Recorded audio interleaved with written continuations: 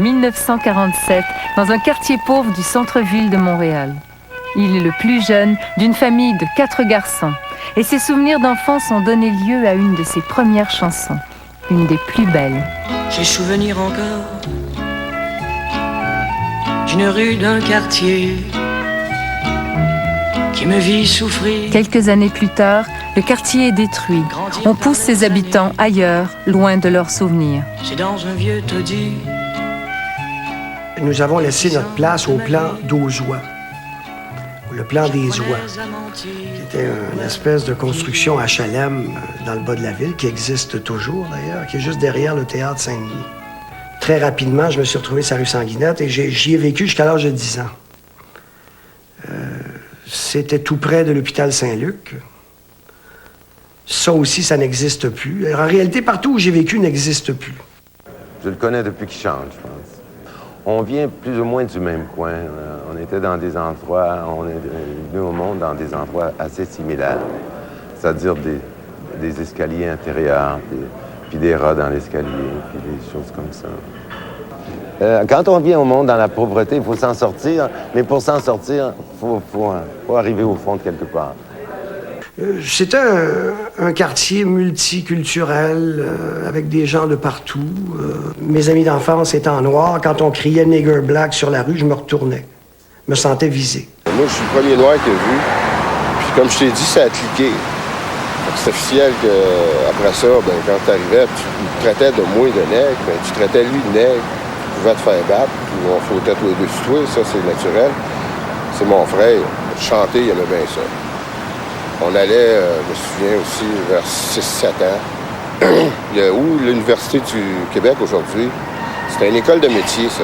C'était tout en gros blocs de ciment. Il y avait un écho là-dedans quand on chantait. Là, lui, il s'en allait là, puis on passait des heures là, à chanter, faire ça. Là, je voyais qu'il aimait ça, tu sais. Claude n'a que 12 ans lorsqu'un groupe western, les Montagnards, l'invite à devenir son chanteur soliste. Suivent une tournée et un album. Soyez tendre et douce, car si j'ai gagné vos cœurs heureux. Je les avais rencontrés dans une espèce de concours d'amateurs à Ville-Jacques-Cartier. La seule fois où j'y suis allé, d'ailleurs. Et à la suite de ça, on a enregistré ces chansons-là dans un cinéma complètement dans le nord-est de la ville. Et tout devait se faire d'un seul coup. Si la guitare se trompait, on devait tout recommencer. Parce que tout s'enregistrait sur 2 pistes et tout en même temps. Aujourd'hui, je peux plus facilement parler de mon père parce qu'il n'est plus de ce monde. C'est un homme à tout faire. En réalité, c'est un menuisier, mais qui, par la force des choses, a été un homme à tout faire. Il a travaillé longtemps dans une usine qu'on appelle Angus. Alors, il réparait des wagons, il refaisait les planchers et tout ça. C'est certainement lui qui m'a donné le goût de la chanson. Il chantait très bien. Il existe d'ailleurs une émission qu'on a faite où il chante avec ma mère. Le temps est pour moi partout raisonnable. C'est pas surprenant, toi, mon haïssable. Du soir au matin, plein comme un citron. Faut que ça finisse, dis-moi oui ou non. Oignon encore de l'IA, fais pas tant ta folle. Excite-toi pas ou bien je te décolle. C'est la seule fois où ils sont venus comme ça, où on a pu les voir à la télévision. Par de ça, jamais. Voyons encore de l'IA, faut plus se chicaner. Il faut arrêter si on veut recommencer. Eh bien, c'était la chicane. Alors, je vous présente Aurore, ma mère, et André, mon père. Merci beaucoup de nous avoir chanté ça. Alors, je suis très content que ça ait eu lieu, ce truc-là, parce que c'est comme un document qui va me rester. Et tout ça, ça éternise quelque part. On a toujours un papa. On n'a rien qu'un papa. Barbu jusqu'au talon, ou peau de fesses au menton. Qu'il soit fort, qu'il soit mou, qu'il boive ou pas du tout. Pourvu que c'est notre papa, ça reste notre papa. Premier souvenir de Claude Dubois, ça a d'abord été un disque que j'ai reçu, mais là, on remonte dans les années 60. Je suis animateur de radio à une station qui s'appelle CKLM Montréal, à l'époque sur la rue Sainte-Catherine. Et je reçois un disque, c'est un 33 tours, je pense, et nous sommes à l'époque, dans les années 60, début des années 60, il y a les chansonniers d'un bord et il y a les yéyés de l'autre. Et Dubois est arrivé, je pense, par la voix des chansonniers avec ces chansons-là. Belle famille. Il y a aussi J'en ai mangé des sandwichs à moutarde. On a toujours une maman, on a toujours une papa. Je vais un peu faire mon métier de la même façon qu'on fait en France, c'est-à-dire où je vais chanter dans 3-4 boîtes différentes à tous les soirs. Et comme ça, je vais arriver à payer ma guitare que j'ai achetée à crédit. À l'époque, il y a un magasin à Ville-Jacques-Cartier qui s'appelle Ranger, et le gars accepte de me vendre une guitare à crédit. Et je vais ensuite, évidemment, arriver au Patriote. Claude m'est arrivé, il avait les cheveux longs, les cheveux pas lavés, révolutionnaire ses bords. Ce qu'on appelait dans le temps, tu comprends, des anarchistes à tendance existentialiste, séparatiste, tous les ismes qui existaient, c'était ça. Rebelle, oui. Parce qu'il avait la rébellion de tous les gens intelligents, je veux dire, surtout quand on a 17-18 ans, je veux dire. Alors, quand on le levait arriver, on a dit « Oh mon Dieu, qu'est-ce que c'est ça, cette bébite-là? » Tu comprends? Parce que c'était réellement ça. Il est monté sur scène et il nous a fait une chanson qui s'appelait « Les sandwichs à moutarde ». J'en ai mangé des sandwichs à moutarde, du ballonné pis de la tête fromagée. Puis je t'écœurais de ma petite vie pleine de moutarde, et je voudrais bien... Moi, j'étais sidéré. Un gars, il avait 17 ans, Claude, à cette époque-là. Les vedettes du temps, c'était Claude Gauthier, c'était Pierre Calvé, c'était René-Claude par la suite, tu comprends? Et les veillées. Et on faisait en première partie Claude Dubois, Louise Forestier et Robert Charlebois, les trois ensemble. Après ça, c'était la vedette. Et Claude est devenu une vedette, ce que j'appelle, entre guillemets, locale. Parce qu'on faisait du booking pour ces jeunes-là. Si tu veux, on leur donnait 5 piastres par soir. Les parents de Claude Dubois ne prennent pas au sérieux les aspirations de leur fils. Mais une lettre va tout changer. Ben, ils n'ont pas su que j'allais chanter parce que je n'ai pas pris la décision de chanter. La seule chose qui est arrivée, c'est qu'à un moment donné, j'allais encore à l'école et dans la boîte aux lettres, il y avait un chèque de la Société des auteurs, compositeurs, et l'enveloppe n'était pas cachetée. Et mon père, parce qu'elle n'était pas cachetée, a vu qu'il s'agissait d'un chèque. Et le montant correspondait à 3 ans de salaire pour lui. Alors ça l'a impressionné. Il s'est dit, c'est bizarre, je pensais qu'il perdait son temps. Mais il gagne sa vie. Premier tournant dans la carrière de Claude Dubois. En 1967, Gilles Vigneault l'invite à faire sa première partie à la Comédie Canadienne. Avec l'argent gagné, Dubois s'en va en Europe. C'est là qu'il va enregistrer comme 1 million de gens. Ils ont grandi dans un quartier où il fallait... Rappelons-nous qu'en 68, à Paris, ça bouge.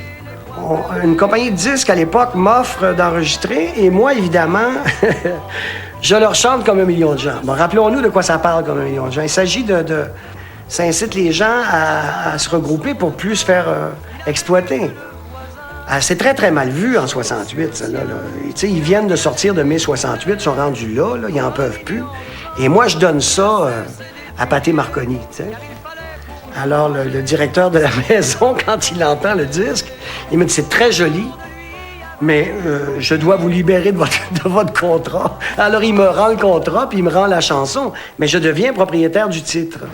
Je veux dire, il n'avait pas le goût de se faire chier, en réalité. Tu sais, se faire dire quoi faire, puis comment le faire. Et tu sais, il faut faire ci, il faut faire ça. Puis lui, il a rené toute sa vie, sa business, Pingouin, son étiquette de disque, sa manière, sa carrière. C'est tout le temps lui qui a tout fait ses affaires. Ce qui m'a incité à m'en aller vers ça, c'est certainement un show un jour que j'ai donné dans le coin de Belleuil. Et j'avais pas beaucoup d'argent et je revenais en autostop. Et il pleuvait. Et j'ai vu passer mon éditeur dans un Lincoln, puis il m'a pas embarqué. Alors, je me suis dit que dans la vie, il valait mieux être son propre éditeur et avoir son propre Lincoln. Après la pause, la petite histoire du blues du businessman ou comment Dubois a créé de toutes pièces son interprétation magistrale. Une belle carrière se dessine pour Claude Dubois, mais l'homme ne pense qu'à voyager. Le Québec est trop petit pour satisfaire sa soif d'aventure.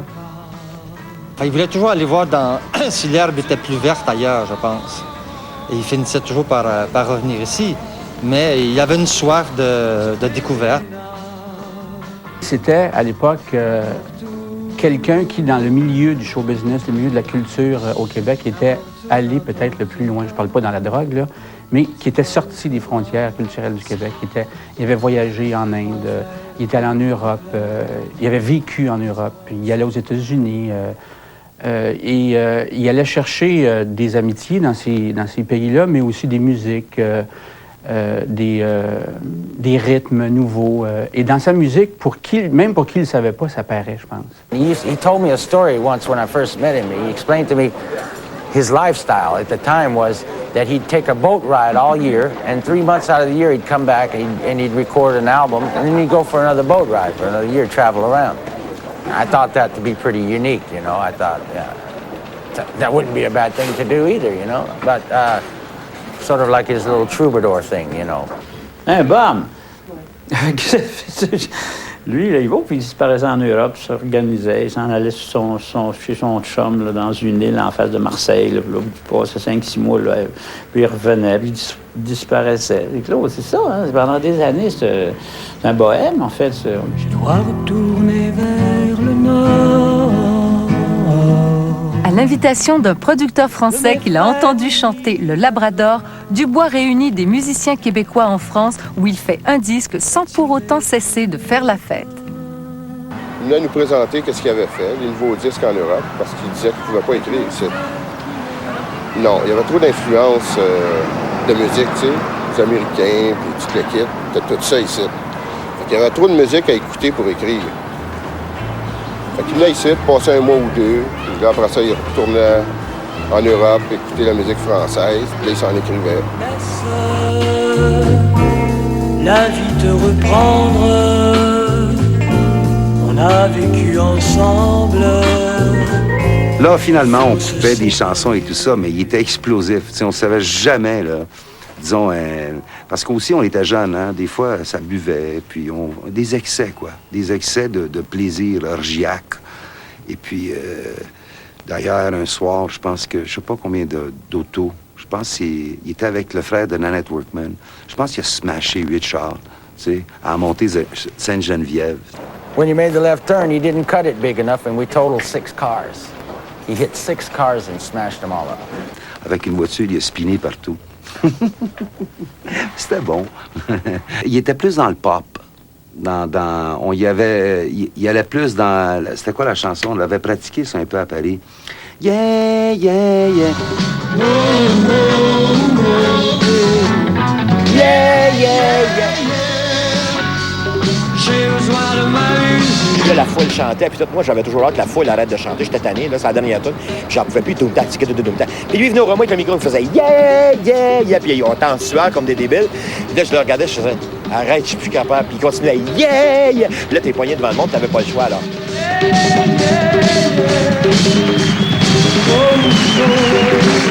Je nous vois tous des artistes quand on est hop. De retour au Québec, Claude Dubois ramène dans ses bagages de nouveaux rythmes.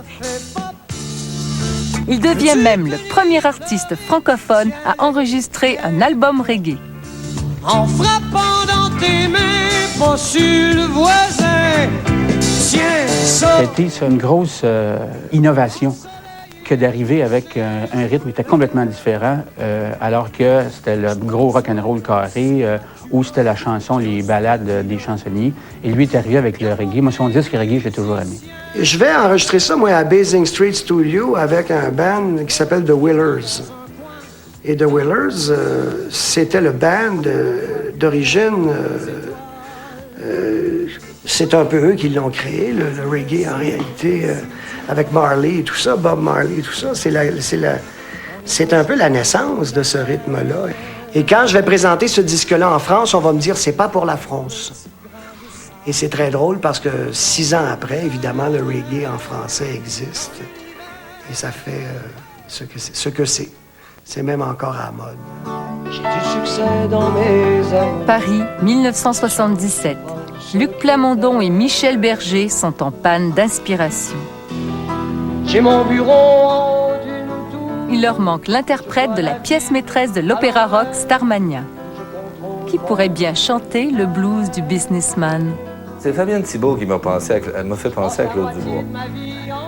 Mais encore là, elle m'a pas dit « As-tu pensé à Claude Dubois pour le businessman? » Elle a dit « As-tu pensé à Claude Dubois pour Ziggy? » Tout d'un coup, j'ai flashé le blues du businessman. On cherchait désespérément quelqu'un pour le chanter. J'ai finalement appelé Claude Dubois, qui était en studio à Woodstock, en train d'enregistrer Fable d'espace. C'était déjà Noël, le nouvel an montrait son nez. Je reçois un appel me disant on a écrit de Plamondon, qui me dit Claude, j'ai écrit une comédie musicale, c'est avec Michel Berger. Moi, je sais même pas qui est Michel Berger, je connais pas du tout. Je suis un peu fatigué parce que ça fait 1 mois et demi qu'on est en studio tous les jours, on travaille fort, puis là, je suis un petit peu à bout. Alors, ça tombe bien, ça me permet d'aller passer une vacance de 2 semaines à Paris. Alors, je dis, je fais l'entendre, par exemple. Et là-dessus, il est impeccable, Luc est impeccable. Il me dit, Claude, je ne vais pas t'envoyer la chanson, viens.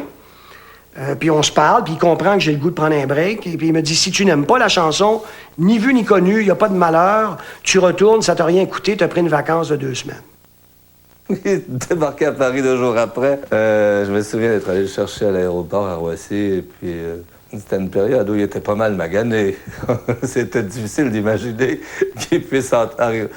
Alors, il est allé se coucher, puis il a dormi au moins jusqu'au lendemain soir. Il a dû dormir à peu près 30 heures. Alors, il m'appelle à la chambre un moment donné à l'hôtel, puis il me dit au Méridien à Paris, il dit, écoute, il dit, viens donc voir, j'ai reçu ma cassette de ma toune, il dit, je sais pas quoi faire avec ça. Là, je suis monté dans sa chambre, et puis on écoutait la toune. C'est Berger, évidemment, que Dieu ait son âme. C'est pas un chanteur comme Claude, mais imaginez le blues du businessman sans les longueurs de voix, si tu veux. Alors, c'était comme, j'aurais voulu être un artiste. C'est un humour. Alors, tu sais, il chantait, tout était entrecoupé. Alors, on avait un peu de misère avec la mélodie à ce niveau-là. Alors, en niaisant comme ça, parce que j'enregistre à mesure le niaisage qu'on fait, il va me la chanter, lui, parce que, tu sais, Georges, il fait des imitations fabuleuses. Alors, il me la chante à la Jean-Pierre Ferland. Il me la chante à la Vigneault. Mais finalement, lui, il l'a chanté à Claude Dubois. Finalement, c'est ça. C'était la meilleure version, je pense, qu'il y a eu de cette chanson-là. Alors, quand je vais rentrer en studio le lendemain après-midi, parce que le matin, oublie ça, là, je vais chanter la chanson, mais on va avoir fait des modifications. Et j'ai toujours donné le crédit à Thurston, parce que c'est avec lui que j'ai fait les modifications. Et il est arrivé en studio. Mais Berger s'est mis au piano et Claude a chanté, c'était magique. J'aurais voulu être un artiste pour pouvoir faire mon numéro. Quand l'avion se pose sur la piste, à Rotterdam ou à Rio. J'aurais voulu être un artiste. Berger, il irait vers lui comme ça. Moi, j'étais derrière. Et... Bon, ça a été un moment extraordinaire. Et après, ce qui est assez bizarre, c'est que tout le monde qui va chanter cette chanson-là vont tous faire les mêmes blows. Parce que c'est un blow, quelque part, là, quand tu dis le chanteur, gna gna gna gna gna, c'est un blow. Et c'est bizarre parce que les gens ne vont pas changer une note au blow. Et moi, j'étais persuadé que les gens allaient y aller de leur improvisation. Chaque interprète allait y aller de son improvisation. Mais tout le monde va conserver note à note cette version-là. Malgré le succès, à l'aube des années 80, tout ne tourne pas rond dans la vie de Claude Dubois. Après la pause, le drame qui l'a sauvé d'une mort presque certaine. Rien ne va plus pour Claude Dubois. Dans son entourage, on se demande quand et où s'arrêtera sa descente aux enfers. Sa vie était une île sur le toit d'un building. Sur le toit d'un building. La drogue, ça faisait partie de nos vies à un moment donné là-dedans. Bon, c'était l'époque, écoute, on parle des années, si on parle des années fin 60, début 70, moi, on s'est connus, nous, d'abord, comme je disais tantôt, en 72, 73. Moi, déjà en 70, avec la tête grosse de même, c'est évident, hein, on fumait des matinées fortes, des cigarettes des pays drôles. On commençait déjà à poter un peu, puis après ça, est devenu les drogues un peu plus fortes. Les gens qui prennent de la dope, là, les vrais drogués, ne s'aperçoivent pas. Ils s'aperçoivent de rien du tout. D'ailleurs, c'est pour ça qu'ils prennent de la dope, c'est pour ne plus apercevoir. C'est une fuite, la dope. Au début, c'était écœurant. Les premiers temps, là, t'es beau, tes cheveux sont beaux, je veux dire, wow! Là, tranquillement, le démon te pogne. C'est comme le démon. C'est le démon. Tu joues avec tu couches avec le démon. Un petit je ne sais quoi qui me change, m'enchante. Un petit je ne sais quoi qui m'enchante. Il commençait à être agressif un peu aussi au niveau de son public, au niveau du monde. Mais ça, il ne le voyait pas. Tu deviens, t'es tout seul dans ton monde. Hein? Alors, tu crois en ce que t'es, en ce que tu fais. Puis Le reste, ça n'a pas d'importance. C'est toute de la merde, comme on dit en bon québécois. Alors lui, il s'en foutait, puis on le voyait, puis des fois, on disait, ben hey, Claude, t'exagères, c'est trop, tu sais. Il avait une attitude un peu élevée, un peu trop même, d'ailleurs. Puis c'est un bon gars, alors ça ne fitait pas avec lui. Tu comprends? C'est pas un gars méchant. Fait que finalement, quand il était méchant, c'était pas lui. On voyait que c'était le Clo-Clo avec le bag. Peut-être bien qu'un ange se soulève de toi. Quand on est un accro, on n'est pas libre.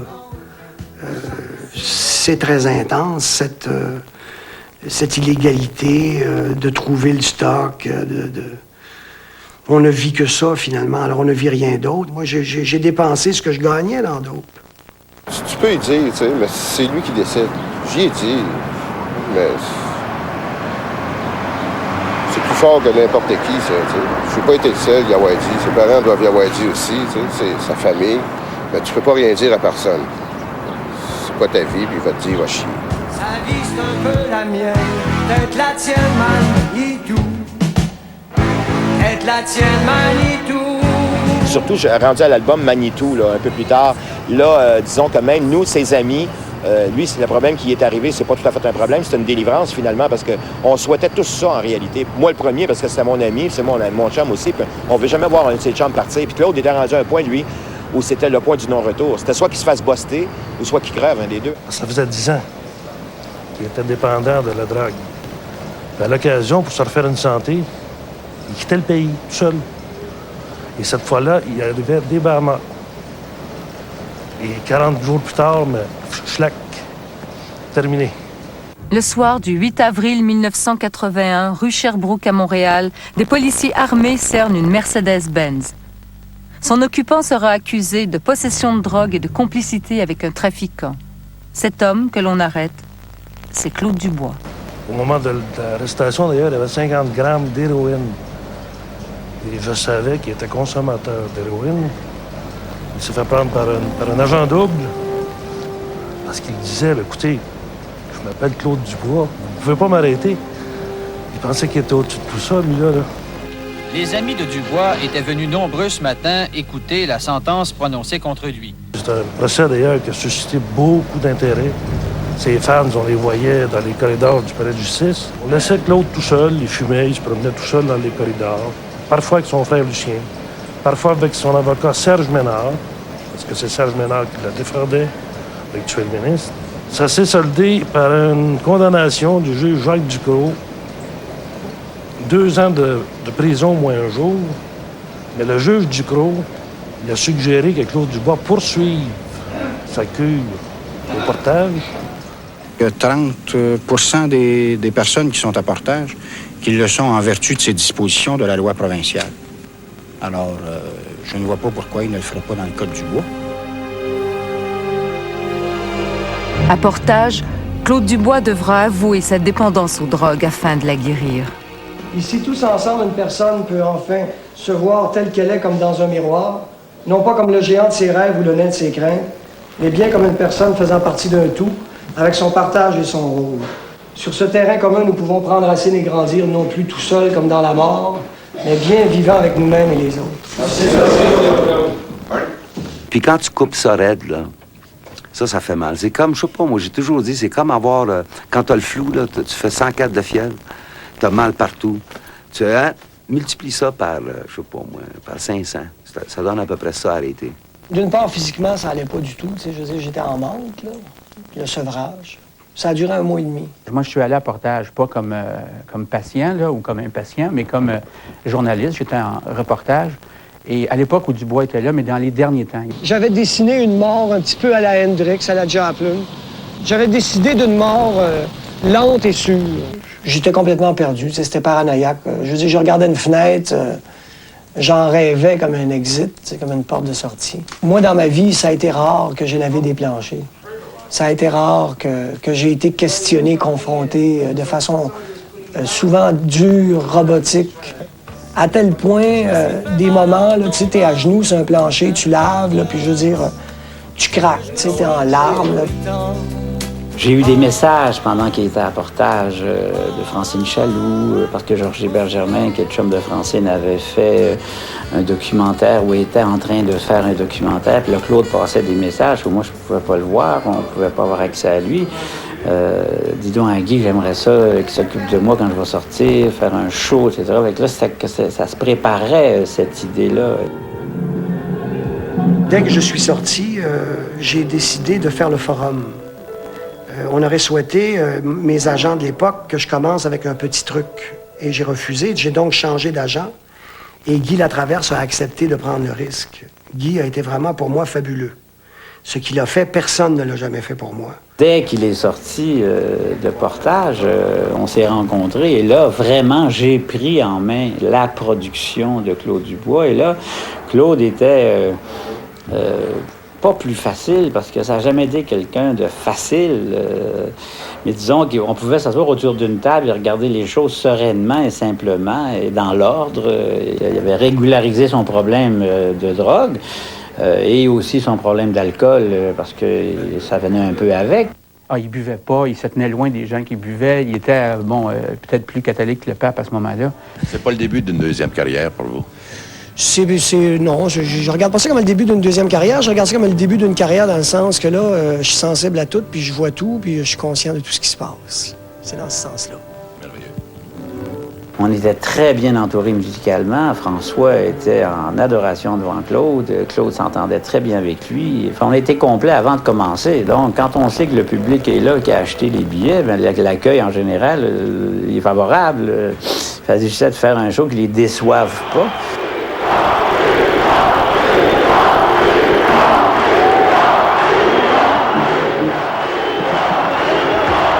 Les gens étaient émus, les gens voulaient l'aimer, voulaient que ce soit un bon spectacle. De le voir dans le corridor, me voir à côté de lui, je cours à côté de lui, moi, là on est dans le corridor, là, on court à côté de lui, là, il est dans son équipement de boxeur, là, tu sais. La seule affaire tendance dans le forum, c'est le bou, bou, bou, bou. Tu sais, dans tes oreilles, là, tu distingues pas le bruit, là, c'est rien qu'un gros bou, bou, bou. Là, j'ai dit, ouais, là, c'est vrai, il est rendu. La foule, c'est plein, là, c'est foule, là, comme ça. Je veux dire, là, lui, il arrive pour la première fois, là, ça. C'est effrayant.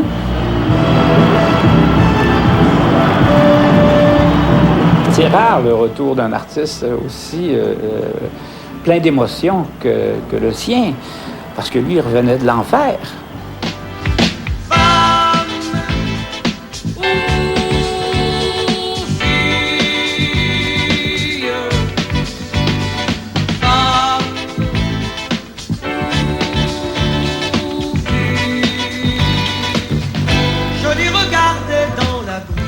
Tout le monde a fait beaucoup de générosité pour lui. Tout le monde était disponible pour lui, à lui pardonner, puis à l'accueillir, puis venait de sortir un disque qui était un hit en plus. Alors là, c'était formidable. C'est une femme de société dans le nouveau monde, et ses amours sont usés par l'homme de ce rêve. Claude Dubois. Le gala de la disque 1982 est la soirée Claude Dubois. 5 fois, il se lève et court chercher un Félix. C'est la consécration. Toute seule dans le monde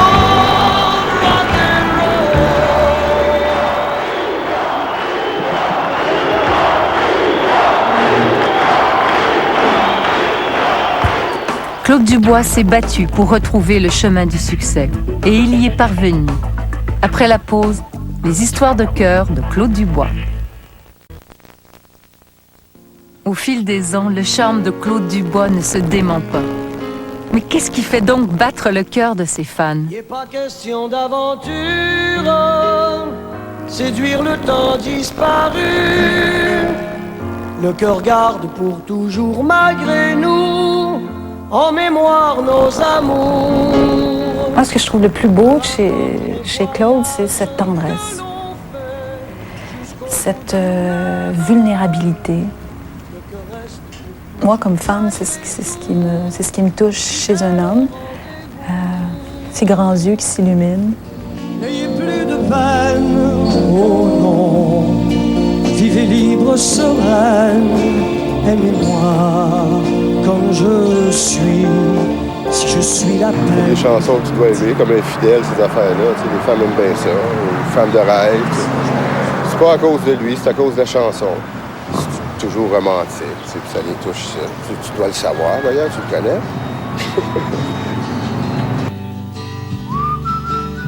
Il y avait un magnétisme, les femmes l'aimaient beaucoup. Il dit des belles choses aussi. Chérie, je t'aime, c'est bien le fun, mais il allait un petit peu plus loin.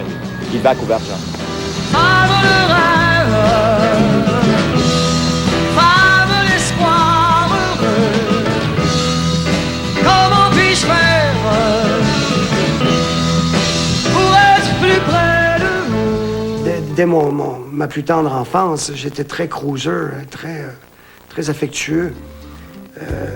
Je me souviens que même enfant, si un gars m'embrassait, j'avais horreur de ça, je m'essuyais écœuré. Puis si c'était une femme, je la choisissais. C'était pas n'importe laquelle. Si mes tantes que je trouvais laides, je voulais pas qu'ils m'embrassent.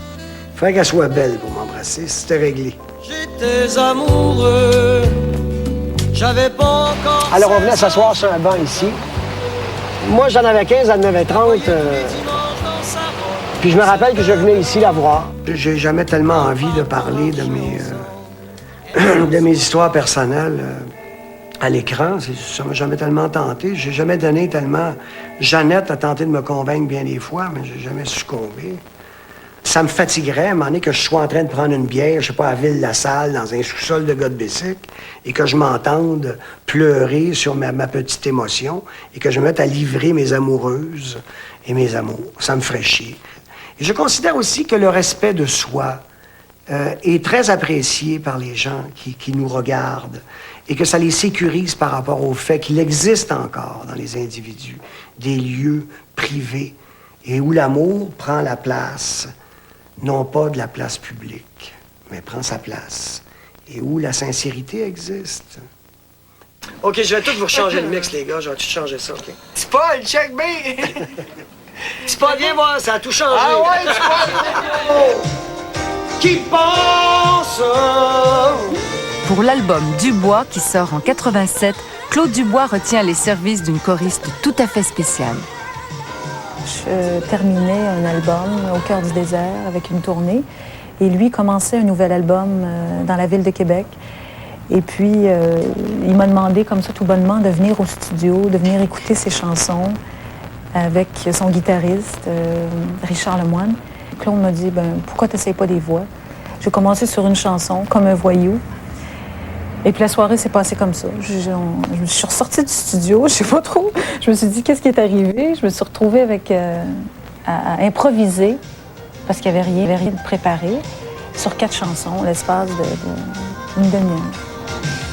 Je peux pas, il faut pas, t'as pas le droit, t'es bien trop jeune pour être là. Lui, je pense que ce qu'il aime foncièrement, je pense, c'est de partager ses idées. Et la meilleure idée gagne. La nouvelle se répand comme une traînée de poudre et renverse tout le monde. Claude Dubois épouse Louise Marleau. Moi, je disais, puis je l'ai dit d'ailleurs ouvertement, c'est merveilleux, on dirait que c'est un beau stand, mais on va voir combien de temps ça va durer. Ça dure, ça dure.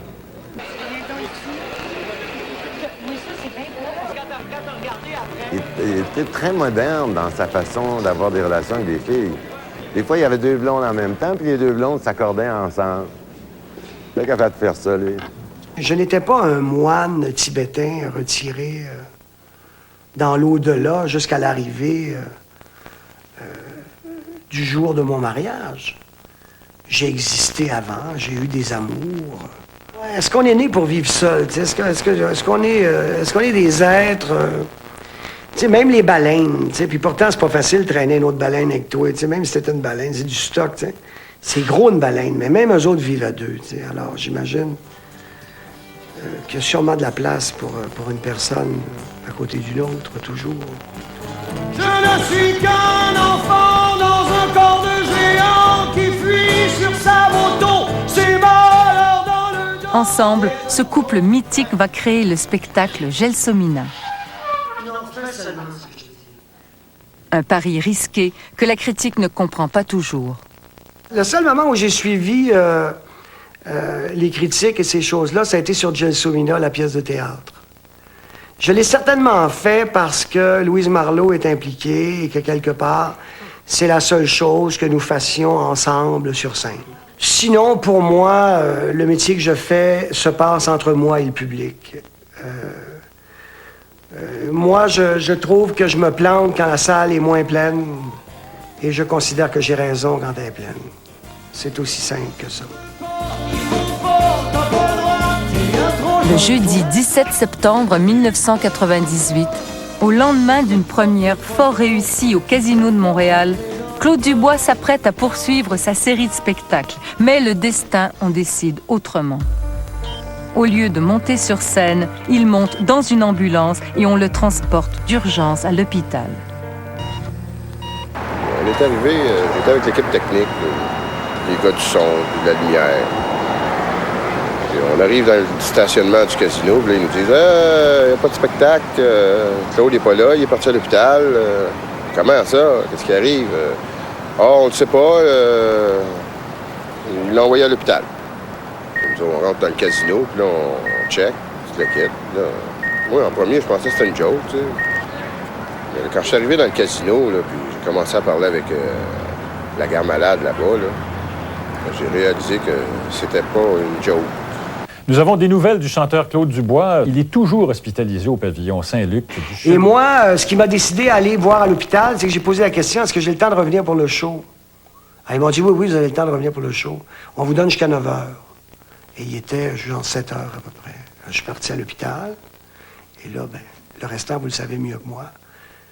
Je suis jamais revenu pour le show. Et je disais toujours à l'urgentologue, qui est devenu mon chum, parce que c'est un personnage assez intéressant, ce monsieur. Et je disais toujours, il me reste 20 minutes. Je pourrais-tu aller faire le show, me revenir te voir à l'heure? Alors il me disait, Dubois, m'a t'endormir, hostie. Ah oui, lui, il voulait retourner. Il dit, j'ai encore le temps. C'est parce qu'on ne se rend pas compte de la gravité des choses. T'sais. Quand le malaise a été, quand le caillot a été dissous, tu te sens mieux. Puis lui, son public, le monde, sont déplacés. Il faut que j'aille faire ma job. Lui, Dubois, c'est un gars qui va chanter avec une grippe. Tu n'entendras jamais dire « je ne pourrais pas faire mon show ». Parce que dans ma tête, ça n'existe pas d'annuler un show. Ça n'existe pas. Le show must go on. À l'hôpital, on constate rapidement que la situation est critique. Claude Dubois lutte pour sa vie. C'est qu'à un moment donné, je suis tombé à 24 pulsations. Ça n'a pas duré une minute parce que sinon, je n'aurais pas l'articulation que j'ai là, n'est-ce pas? Et donc, lorsque je suis revenu, je me suis comme endormi, si on veut, là, dans une profondeur. Et là, j'ai entendu cet urgentologue me dire « Ciboire, Dubois, reviens ». Et je suis revenu. Et c'est à ce moment-là que j'ai compris qu'il n'en tenait qu'à moi. Là. Je pouvais partir. On n'imagine plus la terre que comme un petit grain de sable dans l'univers. Le 5 février 1999, encore une fois transformé par les événements de la vie, Claude Dubois fait un retour sur scène malgré certaines superstitions. Bien, d'abord, c'était très symbolique pour moi. J'ai refusé de faire ailleurs.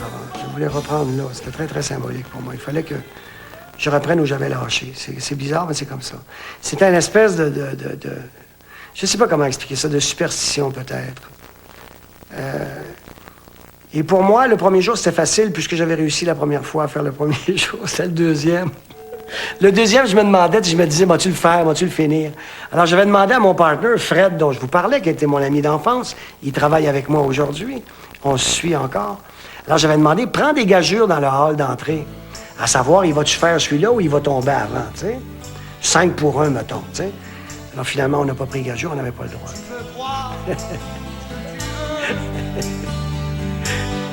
Que les petits cailloux ont une âme, crois ce que tu veux.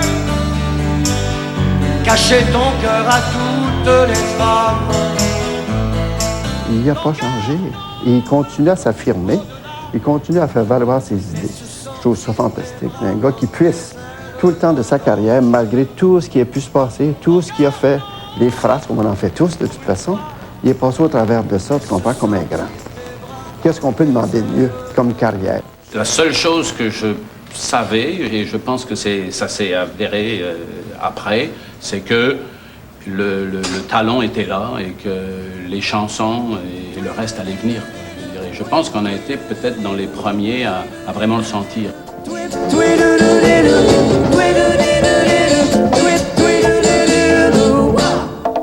Claude, c'était un grand créateur musical et un auteur aussi unique.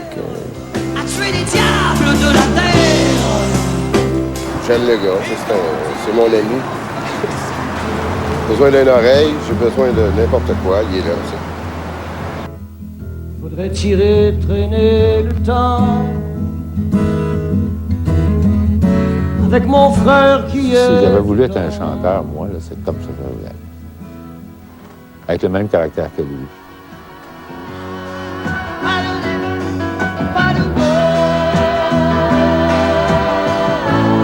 Pour pouvoir dire pourquoi j'existe. Il y a deux mondes, hein? Il y a un rideau qui tombe, puis il y a une vie qui continue. Tout n'est pas dans le même gâteau tout le temps. Ça me permet de vivre ma vie comme mon plombier, comme mon chum qui vient réparer ma terrasse. Je mène un peu le même genre de vie. À un moment donné, le show est fini, là. The show must go on, mais c'est pas on and on and on and on. À un moment donné, il finit le show, tu sais. Et quand il est fini, bien là, c'est la vie qui prend le dessus.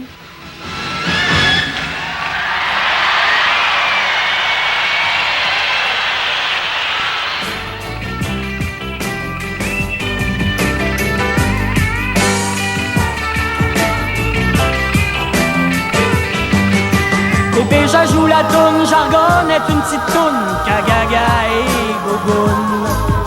Soufflez ta bébé, j'ajoute la toune, bébé, j'ajoute la toune, bébé, j'ajoute la toune.